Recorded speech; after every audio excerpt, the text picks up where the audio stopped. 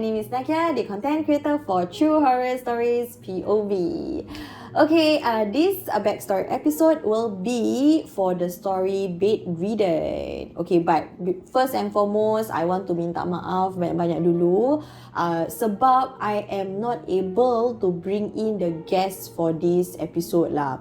She initially agreed to buat this interview semua, tapi after we posted cerita Bedridden tu kat YouTube kita semua, and then she showed her family members semua, dorang semua as a family cakap that it's best to not do the interview because takut saudara mara dorang boleh cam, and benda ni takut macam tak sengaja terbuka aib ke benda.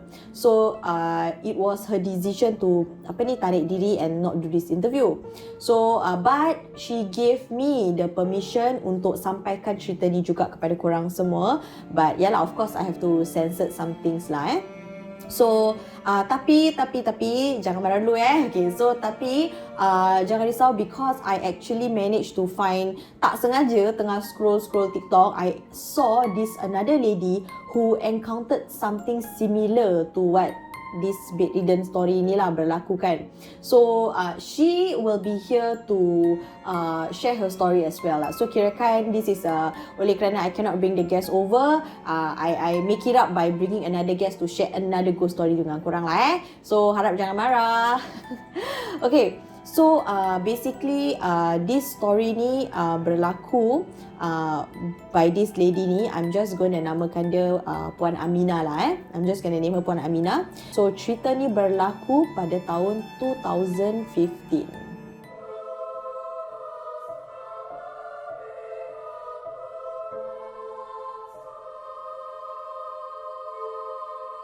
So satu hari ni nenek dia ada met with an accident, so to speak lah. Dia keluar daripada toilet, dia terslip, she fell and then she hurt herself, and her injury was quite bad. So it was so bad that mula-mula dia ada fracture benda semua, terus deteriorated because dia dah, I think dia mention nenek dia about 80 gitulah, dah quite berumur lah kan. So then bila time dia dah injured ni semua ni, her condition worsen to a point where she actually kena bedridden. So kirakan dah tak boleh bangun, dah tak boleh buat apa-apa pun, kirakan terlentang je lah atas katil. So obviously mana boleh tinggalkan orang macam tu seorang-seorang kan. So what Puan Aminah and her family did was, diorang bawa nenek tinggal dengan diorang sekeluarga.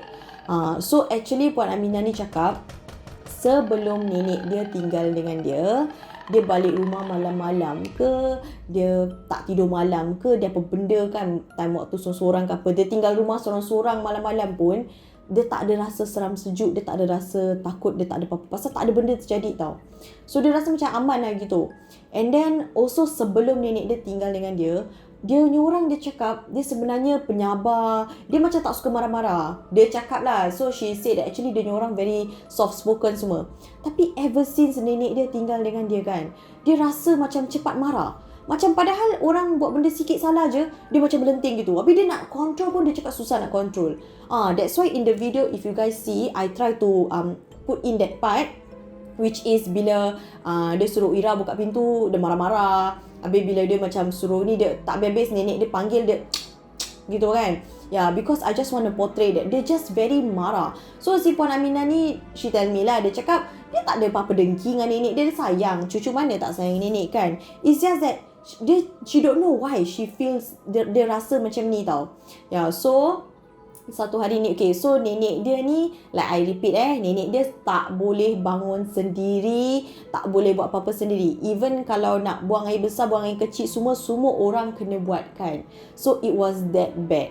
Okay, so ni benda berlaku lagi, macam a lot of things happen just a few weeks atau days sebelum nenek dia pergilah. Okay, so this incident she told me, dia balik daripada rumah malam-malam, pasal dia kerja shift lah. Dia balik rumah malam-malam, Sekali pulangnya dia terlupa nak bawa kunci. Because selalunya dorang selalu share kunci tau. So dorang akan adalah macam secret hiding place apa dorang letak gitu kat sana kan, kalau let's say terlupa kau benda. Tapi that particular night, tak tahulah adik dia ke siapa kan terlupa nak taruh balik kunci tu kat that hiding place. So dia macam peng lah. Kan dia cakap barang-barang kecil pun sekarang dia boleh peng. So dia tengah tunggu kat luar, dia picit-picit bel lah. Dia macam bingit lah dengan adik dia. Macam apa sih, kunci pun tak tahu nak taruh balik apa. Dia dah peng macam gitu, dah mengamuk kan.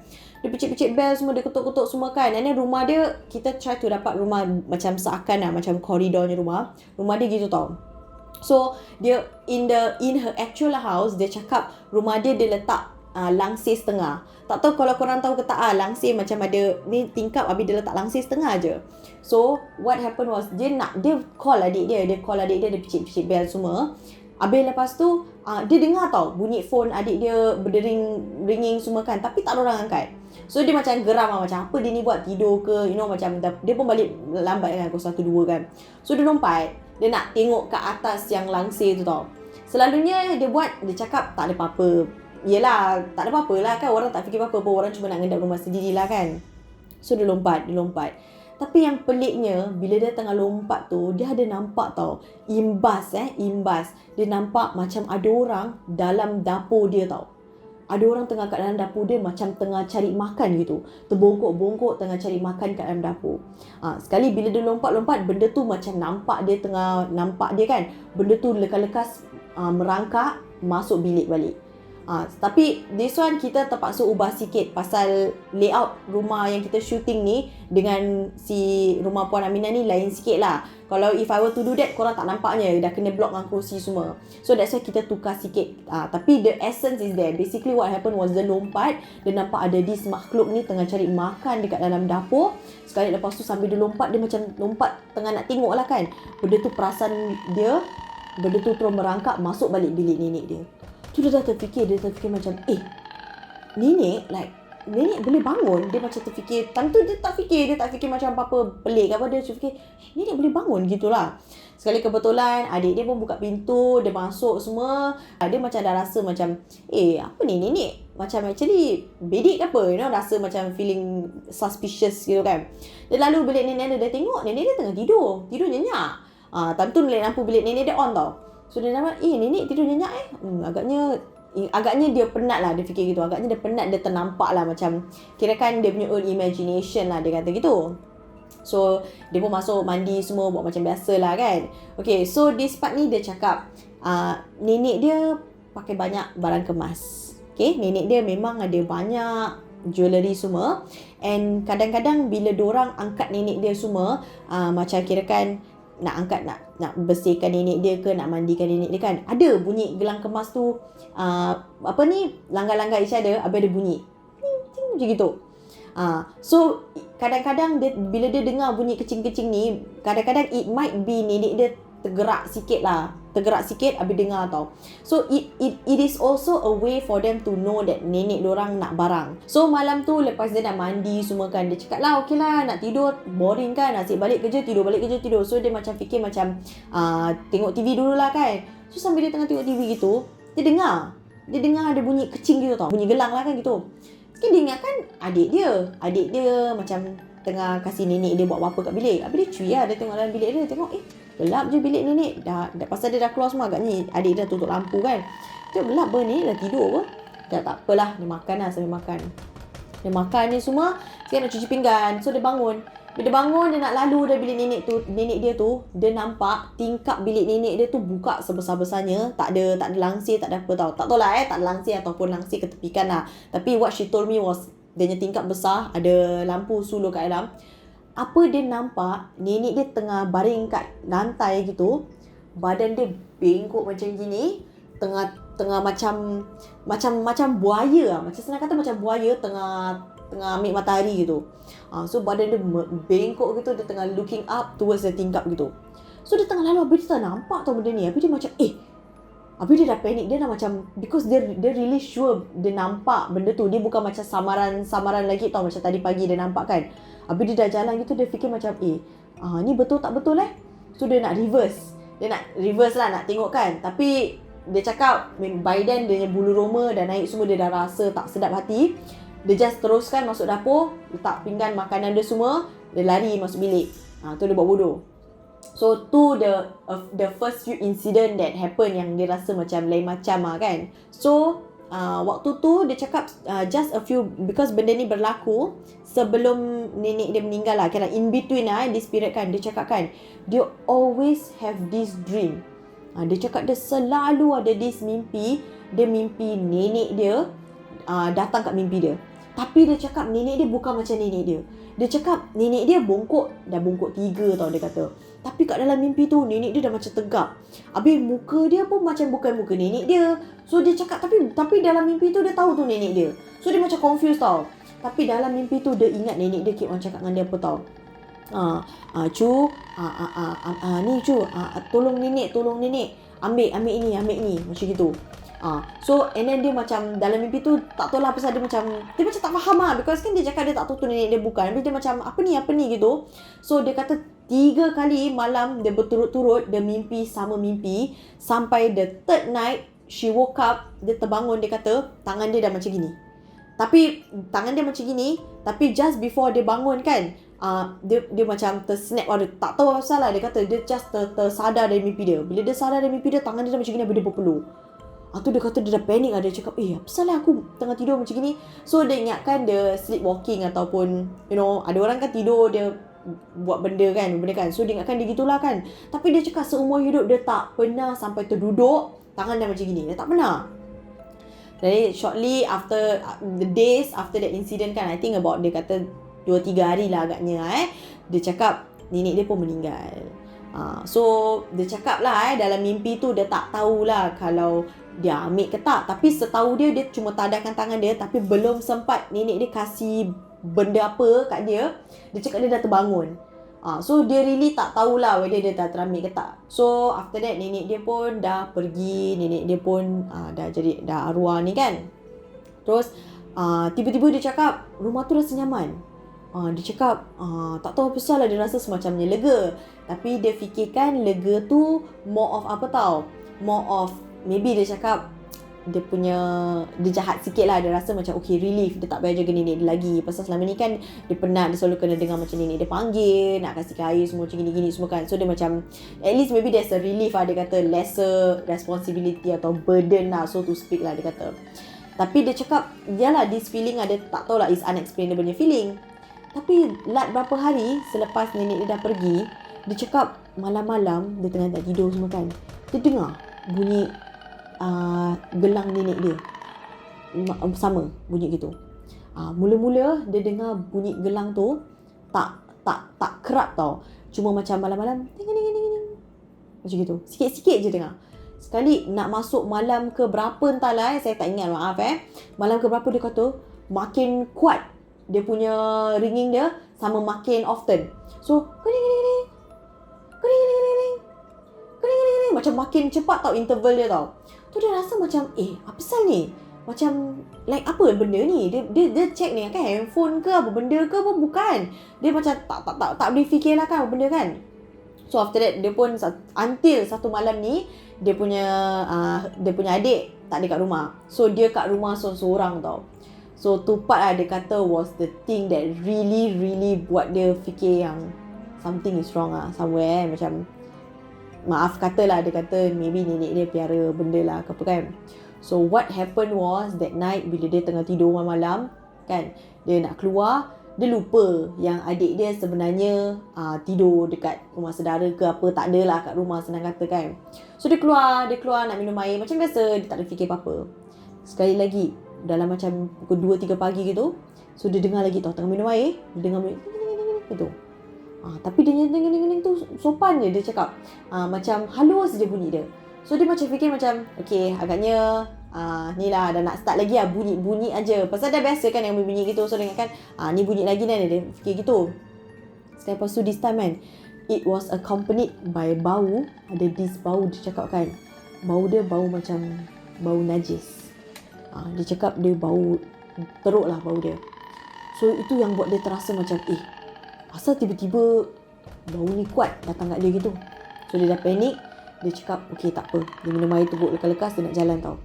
Bila dia nak jalan tu, dia nampak dekat depan pintu, ni dapur dia, depan dapur dia ada pintu hall dia tau. Dia cakap kat depan pintu hall tu, dia nampak nenek dia tengah diri tegap. Nenek dia macam sama macam dalam mimpi dia, tapi sama macam dalam mimpi dia. So macam dia tak tahu tu nenek dia tak, tapi nampak macam nenek dia tengah diri tegap, tengah perhatikan dia gitu dari jauh. That means selama dia tengah minum tu, nenek dia tengah di sana perhatikan dia. Sekali lepas tu dia dah nampak, dia panik gitu kan. Nenek dia terus daripada diri, nenek dia turun ke bawah, merangkak datang kat dia. Tapi dia time tu dia bukan datang kat dia, macam just berangkak gitulah. So dia panik lekas-lekas, dia nak lari, dia nak cabut lah kan. Bila dia nak cabut tu dia cakap silap dia. Sebab dia terpusing, dia nampak dekat pintu bilik nenek dia ada lagi tengah diri, dah dekat lah kirakan dengan dia, betul-betul kat sebelah muka dia gitu, tengah tengok dia macam tu. And then the vibe that she got right from the nenek at the pintu tu, it was more of macam nak kasih barang. Nenek dia tak cakap apa-apa. Dalam yang bila dia nampak ni, nenek dia tak cakap apa. Tapi dia cakap macam rasa dia tau, macam ada benda gitu, macam nak kasih, nak pas gitu. Tak tahu asal, dia tak tahu macam nak describe. Dia cakap dia rasa dia macam gitu. Dia lari masuk bilik dia. Dia selubung diri dia. Dia cakap lah, dia cuba bacakan a few surah, berapa ni, apa yang dia tahu, dia cakap gitu kan. Tu dia lupa yang adik dia tak ada kat rumah dengan dia. Dia lupa, dia really fikir macam ingatlah adik dia kat dalam bilik adik dia gitu kan. So dia call adik dia kan, dan alhamdulillah adik dia angkat telefon. Tapi dia cakap sebenarnya bila time dia call adik dia tu, dia tak kasih adik dia peluang nak cakap pun. So it was basically dia macam datang bilik macam gitu, just bising, because dia dah panik sangat, dia dah tak tahu nak buat apa. Dia just gitu je, dia bawa selimut, dah macam huru-hara gitu. So dia macam cakap dia datang je gitu. Sekali belum sempat, adik dia agaknya nak cakap yang macam apa kak, orang kan tidur rumah ni semua kan, belum sempat nak cakap tu, dia dengar ada orang ketuk pintu. Okay, this one kita ada ubah sikit aje lah So sebenarnya bila orang ketuk pintu tu, dia lekas-lekas buka selimut dia, dia lari pergi pintu bilik dia tu, buka, dia tengok tak ada apa-apa. Tapi baru dia ingat yang adik dia tak ada kat rumah, dia kat rumah seorang-seorang. Ni dia cakap macam gini lah. Sekali lepas tu malamnya dia masuk, so lepas dia dah buka pintu, dia dah nampak tak ada orang semua kan. Dia dah tahu lah, dia dah kena trick semua ni. Dia cakap dengan baju dia tidur sekali sis, dia cakap gitu. Dia keluar rumah, tak fikir apa-apa, pintu dia tutup gitu je, tak lock benda. Dia keluar rumah, dia duduk bawah blok sampai pagi. So terus dia cakap dia tak berani nak buat apa-apa semua. Dia tak berani nak masuk rumah tu pun. So dia tunggu adik dia balik. Adik dia pun call mak bapak dia ke siapa-siapa lah kan. Diorang datang, habis dia ceritakan ni semua. Bila diorang ceritakan ni semua, baru mak bapak dia pun buka cerita. Mak bapak dia pun buka cerita, cakap yang diorang ada notice some things yang macam weird lah ever since nenek dia datang. Tapi diorang tak nak fitnah ni semua kan. And then diorang pun pernah ada saudara mara juga yang macam sindir-sindir diorang, cakap macam okey ke? Mak okey? Macam sindir-sindir diorang lah. Tapi diorang tak faham kenapa saudara mara sindir gitu kan. So ni diorang rasa kemungkinan besar orang-orang lain ni tahu apa arwah maknya ada lah gitu. And niat dia sebenarnya untuk nak pass down barang ni kepada cucu dia. So this is what she gathered lah from here. So bila dia dah macam kira kan dengan family dia put the pieces together lah. So dia bilang mak dia pasal mimpi, dia bilang mak dia pasal dia selalu dengar bunyi, habis dia bau semua. So habis dia cakap nampak kelibat, habis dia pernah nampak cakap nenek dia macam terdongak gitu semua kan. Terus diorang pun cakap, you know what, they need to seek pertolongan, bantuan daripada ustaz. So that's what they did. So diorang get someone mahir in this situation ni kan, and then they help to solve the situation lah for this Puan Aminah. So ini cerita like I mentioned earlier, dia berlaku 2015. From what I know, Puan Aminah cakap alhamdulillah everything is okay now.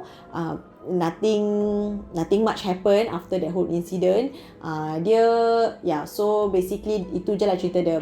So that's why dia cakap, because this story is not only her story, it also involves her family members kan. So that's why she tell me she really minta maaf that she cannot be here in person to sampaikan cerita ni lah kepada korang semua. Ya, tapi dia cakap suruh ambil iktibar. Dia kata kalau let's say kalau ada you guys rasa marah-marah ke macam benda tak baik kan, because kadang-kadang benda ni dia akan buat you marah. Tak tahu pasal, macam buat you panas baran gitu. Dia kata that's one of the symptoms. If you feel you're not yourself lah kan, dia kata. And then especially ada mimpi buruk, gini semua, dia cakap better check and then buat ruqyah ke apa benda. So Alhamdulillah for her, she said Alhamdulillah sekarang tak ada apa-apa kan. So I think maybe she got help in the nick of time lah, Alhamdulillah, before things get worse. Yeah, so this is the backstory for episode Bedridden. Okay, so tak nak cakap banyak lagi. So I will pass over the time to this lady who will share her experience.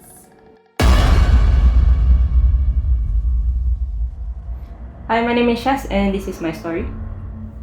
Okay, so recently this year, we have been experiencing a lot of things at home that is a bit mind-boggling because it's hard for us to explain or find the source of what's going on. And as time went by, we actually realized that all these disturbances that's been happening at home was because of my grandmother. But we don't know whether she took it or people pass it down to her or it's a like accidental thing.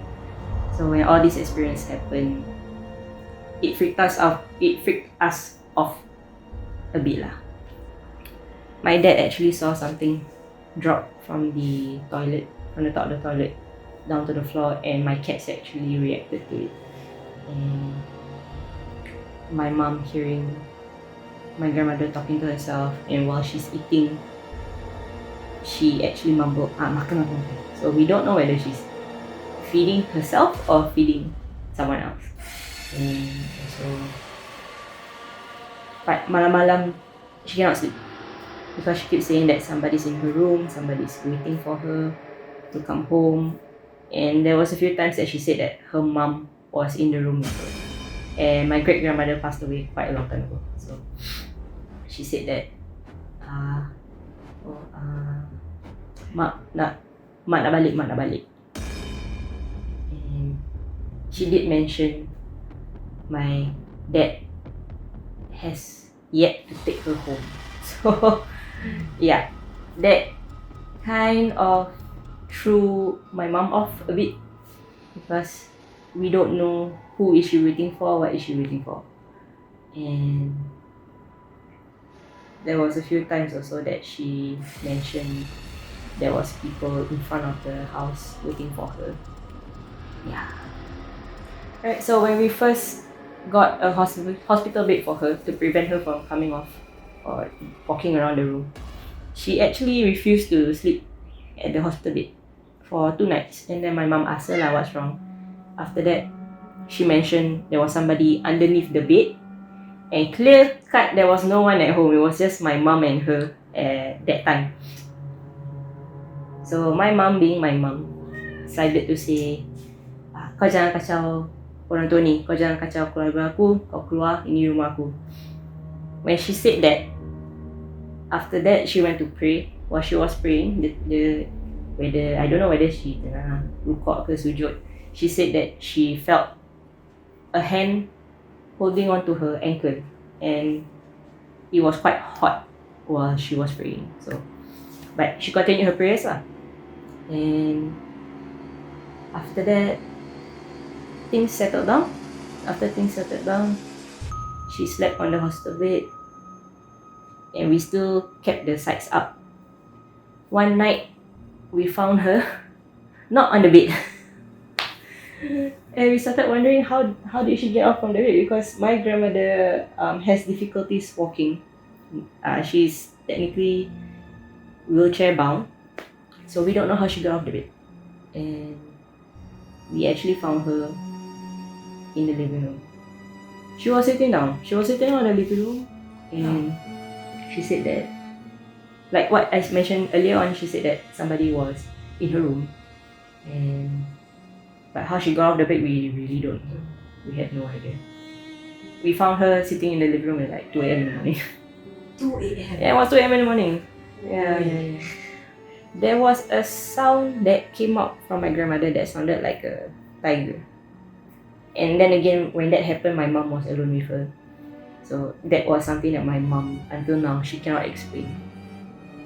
And she's still wondering whether that sound was from my grandmother or was it from something else. I've heard my grandmother talking in her room, and I did hear another voice that's not hers, and it sounded like a guy. And I have a habit of going to the toilet late at night. So when I walked past her room, I heard somebody talking. So I put my head against the door to try and listen to the conversation. But when I did that, the voices stopped. But when I walked away, it started again.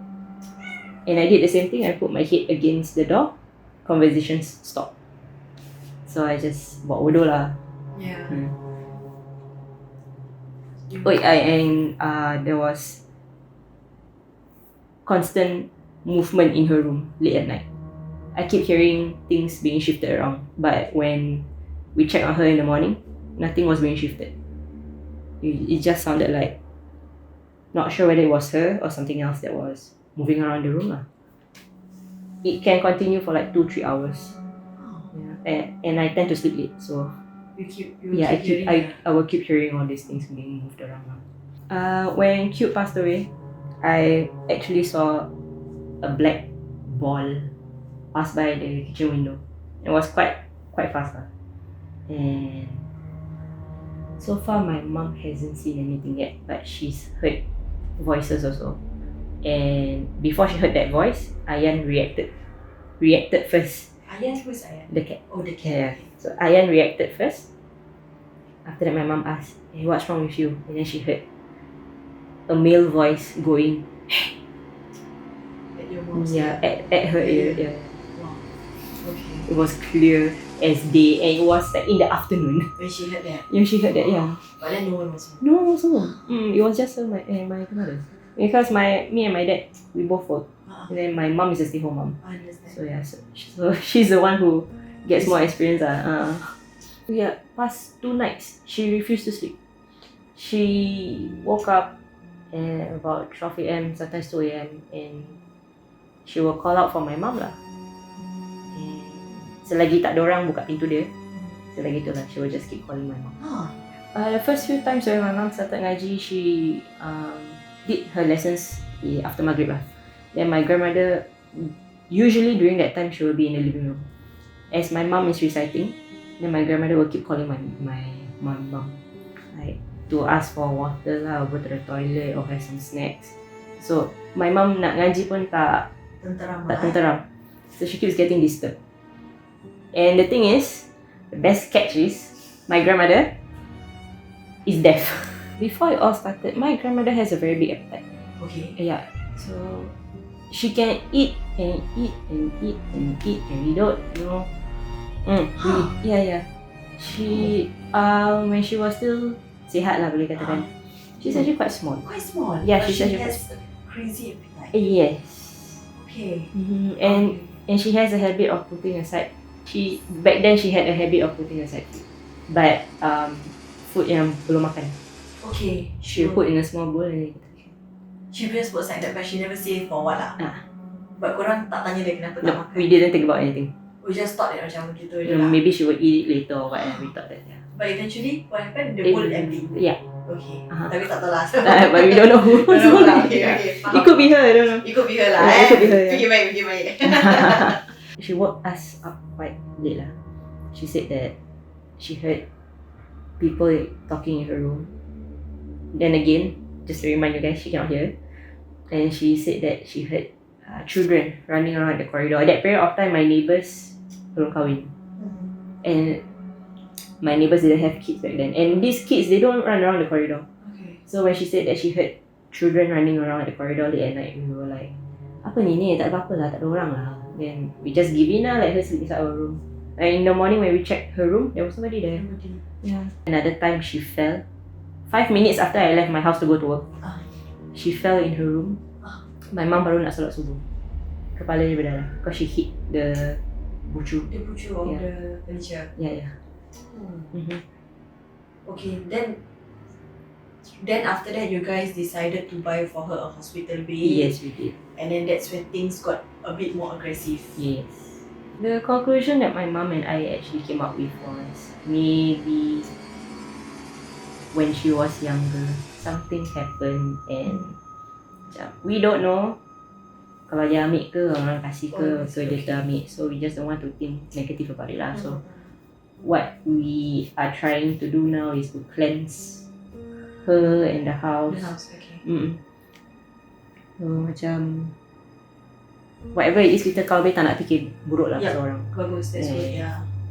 For those of you who have elderly and sometimes weird things happen, right? Jangan fikir buruk lah. Just think that maybe something happened in the past. Like, we don't know because sometimes they don't talk about it, you know. And like just do your best to keep them calm and go peacefully lah in a way. Yeah, especially if you're taking care of an elderly for very long. Alright, that's all from me. I hope you enjoy this session. And yes, that is it for episode Bedridden punya backstory. Wah, banyak betul cerita back to back for this backstory. I hope you guys enjoyed this one. And if you like this video, do like this video, click the like button. And if you like the content of this channel, please help us by subscribing to our channel. And for those who have done so, thank you so much. Really, really appreciate it. Alhamdulillah. And inshallah, we will see you again next time. Bye.